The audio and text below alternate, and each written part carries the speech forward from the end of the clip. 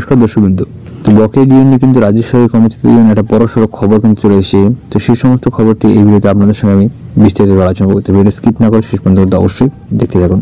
তো দেখুন দর্শকবৃন্দরা, খবর শুনে বলা হচ্ছে ডিএনএস অ্যালায়েন্স আবেদন খারিজ করল কলকাতা হাইকোর্ট। ডিএ আন্দোলনে ধাক্কা রাজ্য সরকারি কর্মীদের।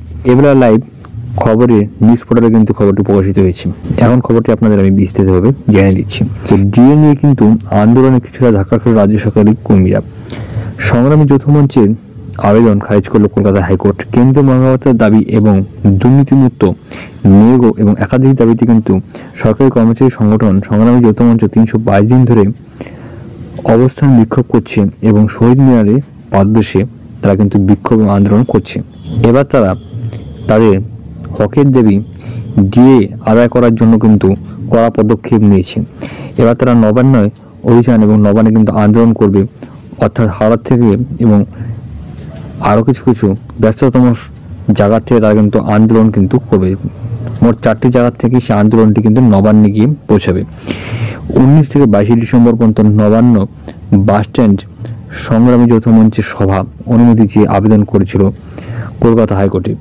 অলরেডি কিন্তু থানার থেকে তেমন কোনো সদিচ্ছা বা কোনো তাদের কিন্তু আবেদনে সাড়া দেয়নি, তাই তারা কিন্তু কলকাতা হাইকোর্টে দরজায় কড়া নাড়তে বাধ্য হয়েছিল।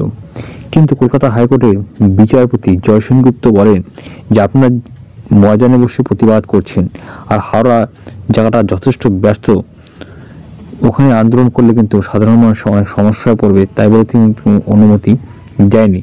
সোমবার এই মামলা কিন্তু শুনানি হওয়ার সম্ভাবনা রয়েছে।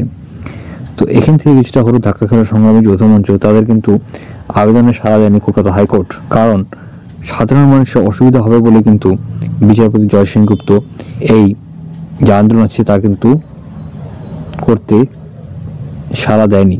কারণ আপনারা জানেন মিছিল শুরু হবে কিন্তু শিয়ালদা, হাওড়া, হাজরা মোড় থেকে।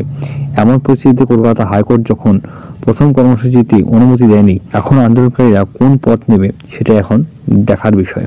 তো আশা করছি আপনার ভালো ছিল, like share comment, channel subscribe করে পাশে বেল আইকনটা অবশ্যই প্রেস করুন। ধন্যবাদ ভিডিওটি দেখার জন্য।